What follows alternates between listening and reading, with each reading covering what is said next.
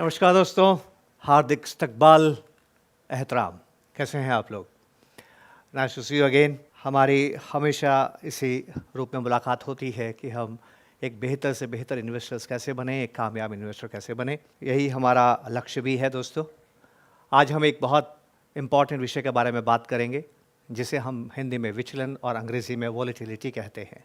ये एक ऐसा स्वभाव है बाज़ार का, चाहे वो बॉन्ड बाज़ार हो, चाहे वो सोने का बाज़ार हो, चाहे वो ज़मीनों का बाज़ार हो, या चाहे वो शेयर बाज़ार हो, स्टॉक मार्केट हो। इसमें उतार चढ़ाव आते हैं, विचलन आती है, वोलेटिलिटी आती है, भाव कम ज़्यादा होते रहते हैं और कुछ बाज़ारों में बहुत ज़्यादा बाज़ार में भाव ऊपर और नीचे होते हैं। लेकिन इसको हम समझ नहीं पाए हैं। सबसे ज़्यादा मिसअंडरस्टूड अगर कोई चीज़ है आर्ग्यूबली स्टॉक मार्केट में, तो वो है volatility of the stock markets, क्योंकि ये अनिश्चितता का माहौल पैदा करती है और ये जो अनसर्टेनिटी है ये इंसान को अच्छी नहीं लगती है। दोस्तों, मज़ेदार बात ये है कि ईश्वर ने, जिसने ये दुनिया बनाई है, यदि आप ईश्वर में विश्वास करते हैं तो दुनिया में ऐसी कोई भी चीज़ नहीं बनाई ईश्वर ने जो अनिश्चित ना हो, निश्चित हो।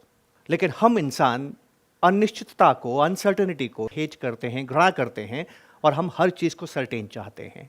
बहुत से लोग जिनसे आप पूछेंगे कि वो इक्विटी म्यूचुअल फंड्स या इक्विटी में निवेश क्यों नहीं करते हैं, तो उनका ये कहना होता है कि हम इक्विटीज़ में निवेश इसलिए नहीं करते हैं कि भरोसा नहीं है। भरोसा क्यों नहीं है? कि ऊपर नीचे होता है, रोज़ाना ऊपर नीचे होता है, समझ में नहीं आता है बाज़ार में आगे जाके क्या होगा। तो क्या हम ये समझें कि ये विचलन, ये वोलेटिलिटी इंसान को बहुत ख़राब लगती है? एक उदाहरण मैं आपको देता हूँ। हम विचलन से ज़्यादा डर लगता है कि हमें अनसर्टेनिटी से ज़्यादा डर लगता है? लॉस इज़ मोर फियरफुल और अनसर्टेनिटी।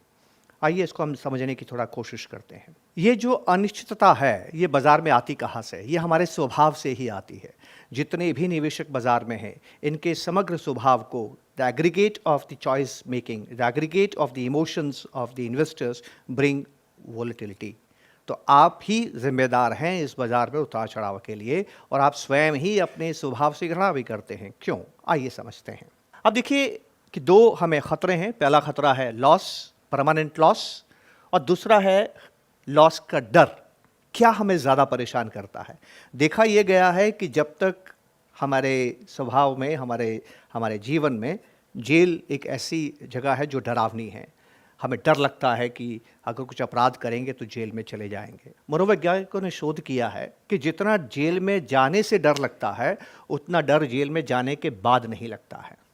ठीक यही बात इन्वेस्टमेंट्स पे भी लागू होती है। अब देखिए, एक है परमानेंट लॉस कि आपको लॉस हो गया, और दूसरा है fear of loss. Fear of loss than actual loss is more painful, and even more painful than the joy of gain. मैं आपके सामने दो काल्पनिक विचार प्रस्तुत करता हूं। आपको किसी ज़रूरी मीटिंग में जाना है, और ज़रूरी मीटिंग में आप निकलते हैं, समय को टाइम करते हैं कि मैं आधे घंटे में पहुंच जाऊंगा, और जब आप घर से निकलते हैं तो आधे रास्ते भी नहीं पहुंचे कि आपकी कार का टायर पंचर हो जाता है। आप नीचे उतरते हैं, देखते टायर पंचर है। स्टेपनी की तरफ बढ़ते हैं, दुर्भाग्य आपका, स्टेपनी पर आपने ध्यान नहीं दिया, स्टेपनी भी पंचर है।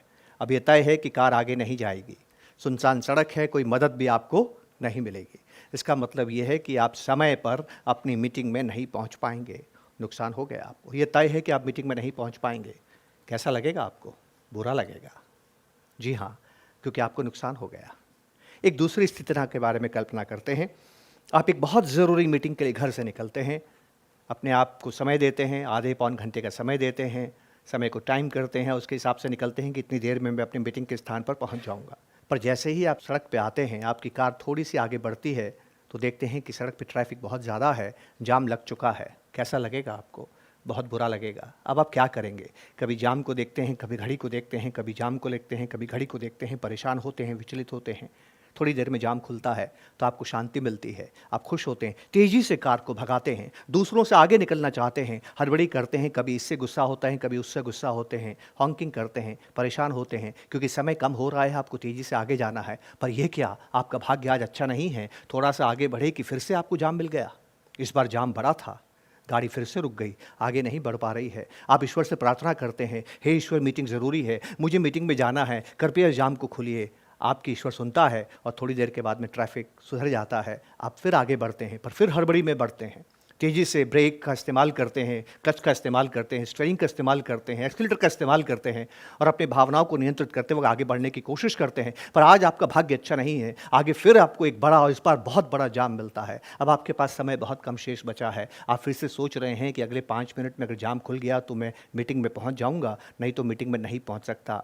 अनिश्चित स्थिति है। दोस्तों, एक दृश्य पहले बताया था, एक दृश्य ये बताया। बताइए किस दृश्य में ज़्यादा परेशान हो रहे हैं? पहले वाले दृश्य में परमानेंट लॉस हो गया, दूसरे दृश्य में अभी लॉस होगा कि नहीं होगा आपको मालूम नहीं है, पर आप विचलित हो रहे हैं। ये जो विचलित है दोस्तों, वोलेटिलिटी है, अनिश्चितता है, ये हमें ज़्यादा परेशान करती है। बहुत से लोग इस बाज़ार से, इक्विटी म्यूचुअल फंड से, इक्विटी बाज़ार से दूर क्यों रहना चाहते हैं? क्योंकि इसमें उतार चढ़ाव बहुत ही ज़्यादा आते हैं। पर ये उतार चढ़ाव क्यों आते हैं? ये क्या अपने आप में खतरा है? आप जब एक राइड में जाते हैं जो ऊपर और नीचे जाती है, रोलर कोस्टर राइड के अंदर आप जाते हैं, तो आप नहीं घबराते हैं, क्योंकि आप जानते हैं कि ये राइड इसीलिए बनाई गई है कि ऊपर नीचे होती है। रोलर कोस्टर राइड का ऊपर नीचे होना उसका खतरा नहीं है, उसका आनंद है दोस्तों। बाजार का ऊपर नीचे होना उसका खतरा नहीं है, उसका आनंद है। क्यों आनंद है? आइए इस बात को समझने की हम कोशिश करते हैं। Volatility of the market is not risk, वो रिस्क नहीं है, वो परमानेंट लॉस के लिए जिम्मेदार नहीं है। अगर उसके डर से परमानेंट लॉस हो गया आपको तो उसके लिए जिम्मेदार आप हैं। इस बाजार को देखिए, ये बाजार एक दिन भी चैन से नहीं बैठता है, कभी बढ़ता है, कभी गिरता है, कभी बढ़ता है, गिरता है। हिंदुस्तान का बाजार है। हिंदुस्तान का बाजार पिछले 17 साल का तस्वीर मैं आपके पास में लेके आया हूँ। 2001 से लेके 2017 तक लेके आया हूँ। कभी कभी तो इतना बाजार गिरा है कि 50% तक बाजार गिर गया है, 30%, 27% बाजार गिरा है, 20% तो बहुत बार गिरा है, और 10% बाजार की गिरना तो अमूमन है। इस बाजार में इस तरह के विचलन आते हैं। यह तो है बाजार का इंडेक्स का घटना और बढ़ना, लेकिन घटते बढ़ते भी आप देखिए अंततोगत्वा हुआ क्या कि आप यहाँ से बढ़ के यहाँ तक पहुँच गए। पर ये कब पहुँचे? जब आप इससे घबराए नहीं, वहाँ पर बैठे रहे। और तो और जो रिटर्न आपको मिलते हैं उसमें भी विचलन है। कभी आपको रिटर्न मिला 80%, तो कभी आपको मिला -50%, और जिस वक्त -50% मिला अगले ही साल आपको मिल गया +80%। देखिए आप विचलन, देखिए आप 2008 के अंदर आपको 50% का नुकसान हुआ, तो 2009 के अंदर आपको 80% का फायदा हो गया। पर जो व्यक्ति इस विचलन से घबरा के यहां से निकल गया, उसके लिए जो टेम्पररी लॉस था वो टेम्पररी लॉस क्या हो गया? परमानेंट लॉस हो गया। क्यों हो गया? क्योंकि वो वोलेटिलिटी को घृणा करते हैं। अब बहुत से निवेशक क्या चाहते हैं कि मैं इक्विटी इन्वेस्टमेंट तब करूंगा जब ये वोलेटिलिटी जो है वो कम हो जाए। समझिएगा इस बात को, ये वोलेटिलिटी, ये विचलन कम हो जाए। वो ये चाहते हैं, वोलेटिलिटी इज विगल दोस्तों, छटपटाहट है ये बाजार की, जो हमेशा बाजार में थी, बाजार में है और बाजार में रहेगी। कोई भी दुनिया का बाजार बिना इस छटपटाहट के बन ही नहीं सकता। ये नेसेसरी पीस ऑफ इन्वेस्टिंग है, ये हर निवेश की एक ज़रूरी शर्त है। दोस्तों, आपको करना क्या है? आपको 2 काम करने हैं। पहला काम तो आपको ये करना है कि आपको संत बनना है। बचपन में मैंने एक कहानी पढ़ी थी। एक साधु एक बिच्छू को, जो नदी में डूब रहा था, उसको बाहर निकालने की कोशिश करता है। अपनी अंजलि में बिच्छू को भरता है और गिरते हुए नदी से, डूबती हुई नदी से बाहर निकाल के किनारे पर लाने की कोशिश करता है। अभी उसने बिच्छू को उठाया ही था कि बिच्छू की आदत क्या होती है, प्रवृत्ति क्या होती है? डंक मारने की। बिच्छू डंक मारता है, साधु को पीड़ा होती है, पीड़ा होने से उसकी अंजलि खुल जाती है और बिच्छू वापस पानी में गिर जाता है। दोस्तों, साधु ने क्या किया? साधु ने बिना विचलित हुए, उस पीड़ा को सहन करते हुए उस बिच्छू को वापस उठाया और नदी से सुरक्षित बाहर निकाल दिया।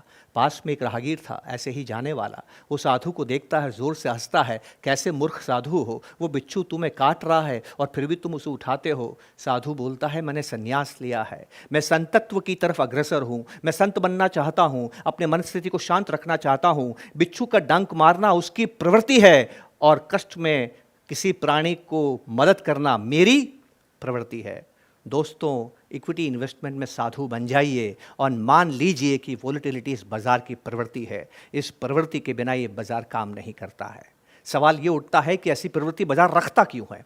बहुत ही साधारण बात है दोस्तों, ऐसा क्यों होता है? क्योंकि अगर इस बाजार में छटपटाहट नहीं होगी तो क्या होगा? मोस्ट इन्वेस्टर्स हेट वोलेटिलिटी, हम जानते हैं। अगर ये बाजार में विचलन नहीं होगा, विचलन, ये छटपटाहट बाजार की नहीं होगी, तो दोस्तों होगा क्या? उसका एक बहुत बड़ा नुकसान आपको होगा, और वो नुकसान आपको क्या होगा? Lower returns. लोअर रिटर्न्स क्यों हो जाएंगे? क्योंकि जैसे ही निवेशक को ये खबर जाएगी कि अब बाजार के अंदर छटपटाहट नहीं है, बाजार में उतार चढ़ाव नहीं है, विचलन नहीं है, वोलेटिलिटी नहीं है, अनिश्चितता नहीं है, तो इक्विटी तो व्यापार का मालिकाना हक है, चलो इक्विटी में निवेश करते हैं। हर व्यक्ति जाएगा और बाजार में निवेश करेगा, और जब हर व्यक्ति बाजार में निवेश करेगा दोस्तों, तो रिटर्न कहाँ से आएगा? Long live volatility. जो लोग इक्विटीज़ को समझते हैं वो हमेशा अफसर से प्रार्थना करते हैं कि इक्विटीज़ में आप विचलन दें। अगर इक्विटीज़ में विचलन नहीं होगा दोस्तों, तो रिटर्न भी नहीं आएगा। स्वीकार करें इस विचलन को। Stocks thankfully are not stable. मैं तो धन्यवाद देता हूं कि स्टॉक स्टेबल नहीं है। अगर ये स्टेबल हो गए तो लोग खतरा भूल जाएंगे। People will feel safe. In A volatile market people don't feel safe, और इसीलिए आपको रिटर्न मिलता है दोस्तों। छोटी सी दो बात सीखनी है। बहुत से लोग कहते हैं मैं निवेश वही करता हूं जो निश्चित होता है। मंत्र लीजिए आज मुझसे। यह निश्चित है कि इक्विटी का रिटर्न अनिश्चित है, यह भी तो निश्चितता है। आप कहते हैं मैं रिटर्न में इसलिए इन्वेस्टमेंट करता हूं कि रिटर्न सर्टेन है। तो सर्टेनिटी अगर आपको अच्छी लगती है तो यह सर्टेन है कि इक्विटी का रिटर्न अनसर्टेन है, यह भी तो अपने आप में सर्टेनिटी है। छोटी सी बात है, दिमाग को समझाना है दोस्तों, आदत को बदलना है। मेरे घर का आपको एक वाकया सुनाता हूँ। बाजार को किस तरह से आपको समझना है। मेरी शादी हुई थी, अभी 5 ही दिन हुए थे। पहली बार मेरी वाइफ किचन में गई। हम पूरा परिवार बाहर बैठ के खाना खा रहे थे डाइनिंग टेबल पे। वो गरम गरम फुलके किचन में उतार रही थी और हमें परोस रही थी। अचानक से किचन से बहुत तेज़ी से आवाज़ हमें सुनाई दी, हड़बड़ाहट की आवाज़, बहुत तेज चीख सुनाई दी। हम घबरा गए, नई बहू है और किचन में है, क्या हो गया? बड़ी मुश्किल हो गई लगता है कुछ। हम हड़बड़ा के उठे और उठे तो डाइनिंग टेबल हिली और खाना गिर गया। और जब हम भाग के किचन में गए तो हम क्या देखते हैं कि कोने में मेरी बीवी खड़ी है और दूसरे कोने में एक बड़ा वाला कॉकरोच है। वो कॉकरोच से बहुत घबराती है, इतना ज़ोर से चिल्लाई। शनै शनै हमें समझ में आ गया कि वो क्यों घबराती है। इसमें एक नुकसान हो गया। आज अगर मेरी वाइफ किचन में चिल्लाती है तो कोई भी भाग के नहीं जाता है। किसी दिन अगर वाकई में संकट आया तो भी हम नहीं जाएंगे, क्योंकि हम क्या मानेंगे कि वहाँ पर कॉकरोच है। पर मज़ेदार बात सुनिएगा दोस्तों, मेरा पहला बेटा जब हुआ, बड़ा बेटा जब हुआ, वो धीरे धीरे बड़ा हुआ। उसको भी माँ की इस आदत पता लग गई कि माँ कॉकरोच से घबराती है, जैसे हम बाजार के विचलन से घबराते हैं। एक दिन हम खाना खा रहे थे, वाइफ की फिर चिल्लाने की आवाज़ आई। मेरा बेटा टेबल से धीरे से उठता है और मुझे बोलता है पापा don't worry I will handle. वो किचन में जाता है, झाड़ू को उठाता है और उस बड़े कॉकरोच को बाहर निकाल देता है। दोस्तों, ये जो कॉकरोच है ये बाजार है। मेरी बीवी और मेरा बेटा इन्वेस्टर है। किसको सीखना है कि विचलन पैदा करने वाली चीज़ का सामना कैसे करना है। आप कॉकरोच को नहीं समझा सकते कि भैया तुम मत आया कर, तुम्हारे आने से मेरी बीवी ऊपर नीचे होती है। आप उसको नहीं समझा सकते, पर खुद समझ सकते हैं कि मुझे उस कॉकरोच का सामना कैसे करना है। इस विचलन का सामना कैसे करना है वो आपको तय करना है। आप इस बाजार को नहीं कह सकते कि भैया विचलित मत हुआ करो, तुम्हारे विचलित होने से मैं विचलित होता हूँ। लॉन्ग लिव वॉलेटिलिटी दोस्तों, इस बात को समझ कर रखिएगा।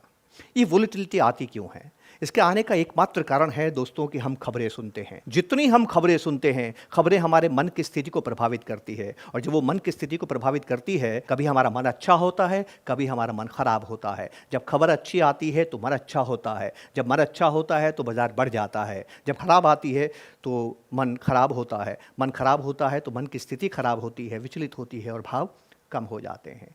खबरें, मैंने पहले भी आपसे कहा है, आज फिर कहता हूँ, खबरें देखना छोड़ दीजिए, खबरें सुनना छोड़ दीजिए। कभी कभी पढ़िए, ज़रूर देखिए, खबरें हमें मालूम होना चाहिए, पर ओवर रिएक्ट मत कीजिए, रिएक्ट मत कीजिए। ये बाज़ार गिरता पड़ता बढ़ता रहता है, ये हमने नज़र आया है पिछले 17 सालों से, न केवल हमारे मुल्क में पर दुनिया के हर मुल्क में। आपको करना क्या है? छोटी सी एडवाइस मैं आपको देना चाहता हूँ। जो वॉलेटिलिटी है, विचलन है, ये it's similar to ups and downs of a right. ये अपने आप में खतरा नहीं है। Market will always be volatile, accept it, accept the nature of volatility. Do not give too much importance to the current news. सबसे महत्वपूर्ण बात यह है, ensure you are well diversified, और आपने एसेट एलोकेशन किया है। और आखिरी बात, relax, nobody knows where the market shall go. आप जानते हैं कि आप ये तय नहीं कर सकते कि कुत्ता आप किस दिशा में जाएगा, पर ये तय कर सकते हैं कि मालिक किस दिशा में जाएगा। आप ये तय नहीं कर सकते हैं कि बाजार कल कहाँ जाएगा, पर आप ये जानते हैं कि आपका जीवन, आपके जीवन से जुड़ा ये देश कहाँ बढ़ रहा है। विचलन का स्वागत कीजिए दोस्तों, ये आपको रिटर्न कमा के देता है। उम्मीद है कि इस विचलन का आप सामना करेंगे और इस पे विजय प्राप्त करेंगे, क्योंकि ये आपका दोस्त है, आपका दुश्मन नहीं है। एक अजीब सी पहेली इस बाजार में है। फैक्ट ये है कि most investors earn below average returns. और फैक्ट ये भी है कि equities have generated over 14% returns in the last 20 years. एक ऐसा एसेट जिसने सबसे ज्यादा रिटर्न दिया है, उस एसेट में से इन्वेस्टर्स ने सबसे कम रिटर्न कमाया है। गलती किसकी है, आपकी या बाजार की? शुक्रिया, धन्यवाद, जय हिंद। ऐसे और वीडियोस देखने के लिए सब्सक्राइब करें हमारा यूट्यूब चैनल। म्यूचुअल फंड निवेश बाजार के जोखिमों के अधीन हैं। योजना से जुड़े सभी दस्तावेजों को ध्यान से पढ़ें।